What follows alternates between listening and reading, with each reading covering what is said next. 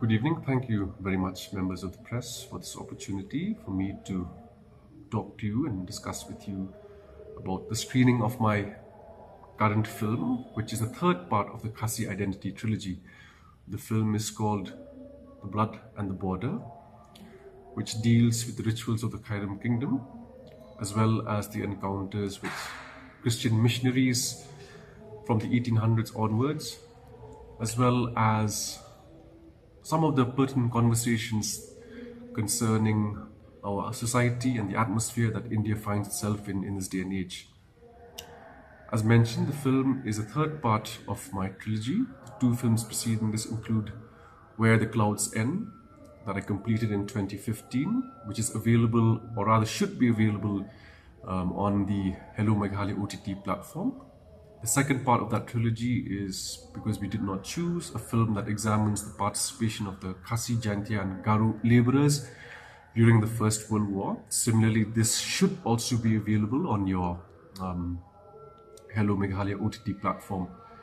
The final part of that trilogy, as mentioned, will have its screening here in Shillong, the first screening in Shillong at St. Anthony's College on the 23rd of August at 5 p.m. It is a free screening, so seating is limited. It's on a first come, first serve seating basis.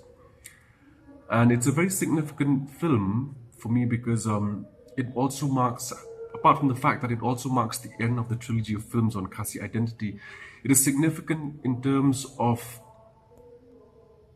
what it seeks to address, that is the decolonizing of our histories, And what is extremely crucial in the film is the fact that after 192 years, to be precise, after the arrival of the first missionaries here in the Khasi Hills, the General Secretary of the Presbyterian Church of Wales has apologized to our people. So I think this is a huge milestone as far as our healing is concerned. But I also understand that this apology should not be understood in an arrogant, egoistic way. It is one that should allow us to start healing. It is one that will also allow the indigenous communities to write their own history. It shouldn't be one that should further polarize the community, but rather a step for us to also be able to look at our own past and have these difficult conversations, because until and unless we address our past, we will not understand our present, and neither can we strive for the future.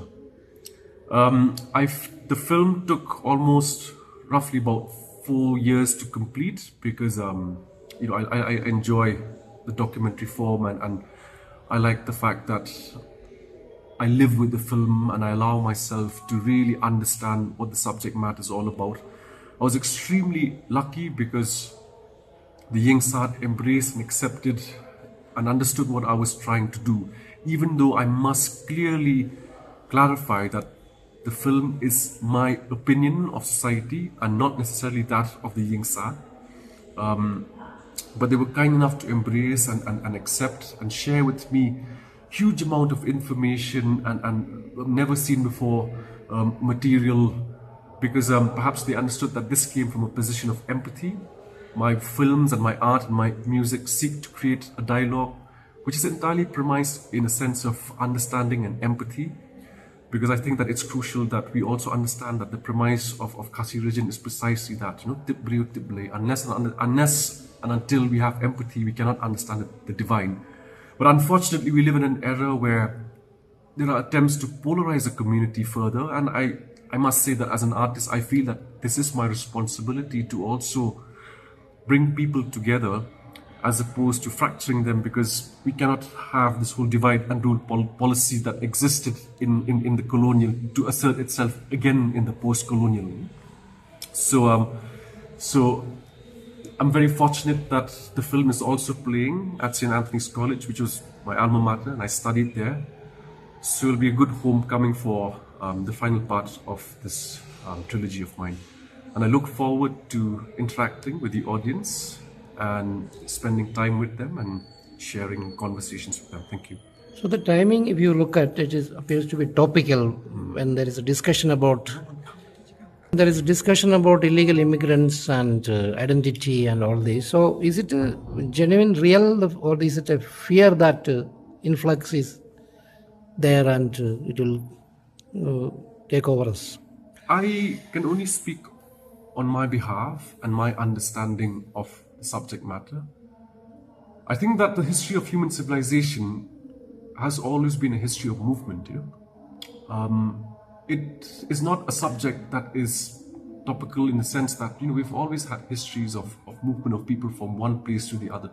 And I also say this in the context of being elsewhere and looking at how the quote-unquote outsider is always supposed to be this perpetrator or this identity or this community responsible for all the woes of society. I think it is time for us to also come out of that victimhood state of mind and take control of churning or creating a future that we want. One that is not premised in paranoia, one that is not premised in a certain kind of fear-mongering, one that is not premised in xenophobia or Islamophobia for that matter.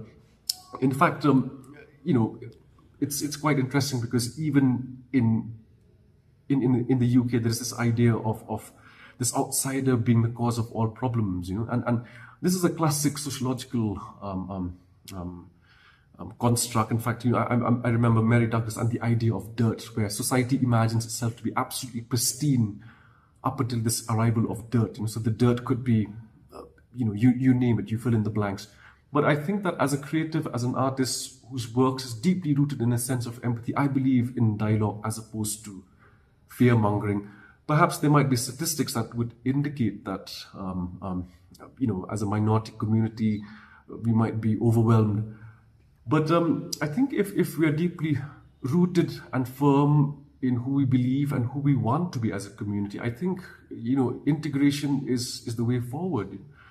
I think human beings take so much time to build walls when I think it's more important that we embrace and we learn from each other and we move together as a community. We have one world, and it's important that we share this with everyone.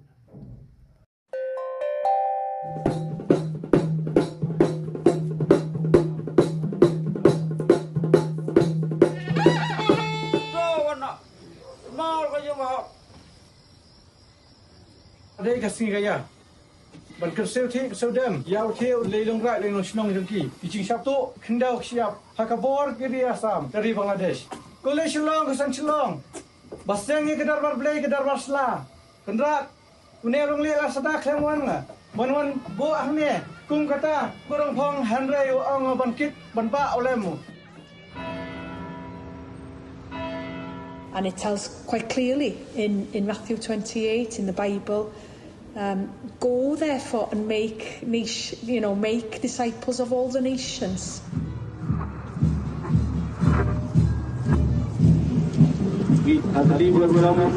Dr. Wanphrang, the president of Bacteria is also here in this second meeting.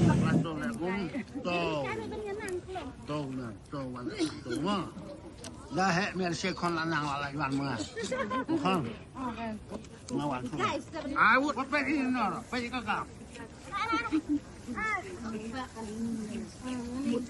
ăn nhanh lắm